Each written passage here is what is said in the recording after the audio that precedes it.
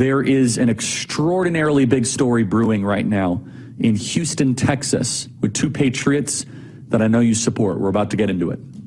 Many of you saw the movie 2,000 Mules.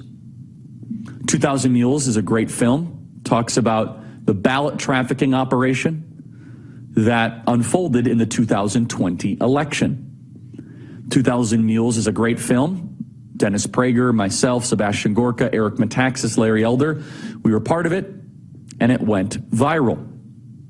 Dinesh D'Souza was the producer, but the data that was supplied in 2,000 Mules was brought to you by Catherine Engelbrecht and Greg Phillips. Catherine Engelbrecht and Greg Phillips are American patriots. They help run the great organization TrueTheVote.org.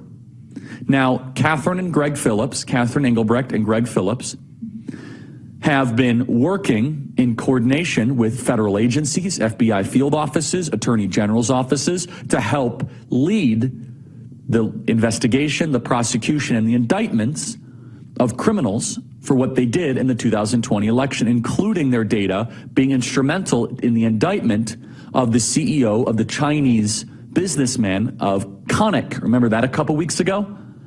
That happened in LA, the Los Angeles District Attorney's Office. Now they're involved in a civil lawsuit. The details are very murky and they're still coming to the surface. But my understanding is this, is that Catherine Engelbrecht and Greg Phillips are involved in a civil lawsuit where they are being compelled to turn over a whistleblower, or to turn over a witness, if you will.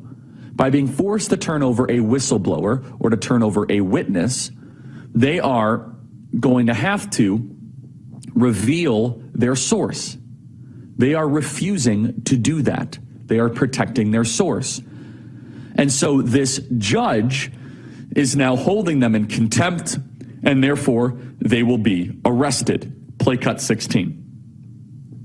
Okay, George Webb here in Houston, and the Greg Phillips and Catherine Engelbrecht have been taken into custody by U.S. Marshals. I just saw the judge read out a kind of a, hey, you guys haven't complied.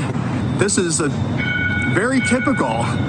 If they can't get you actually committing the crime, they get you on a process crime. And the process crime here is obstruction of justice. The process crime here is contempt of court. So if they don't get you one way, they're going to try to get you the other way. Catherine Engelbrecht and Greg Phillips are now being arraigned in front of court and arrested for not complying with passing over their witness. That very well might also be working with federal law enforcement to administer justice for the 2020 election. They do everything they possibly can to destroy the life of anybody that is exposing the criminality of this regime. We need to support Greg Phillips and Catherine Engelbrecht. You guys can do that at TrueTheVote.org. That is TrueTheVote.org. Meanwhile, Hunter Biden walks free. James Comey walks free. Peter Strzok Smirk walks free. Lisa Page walks free.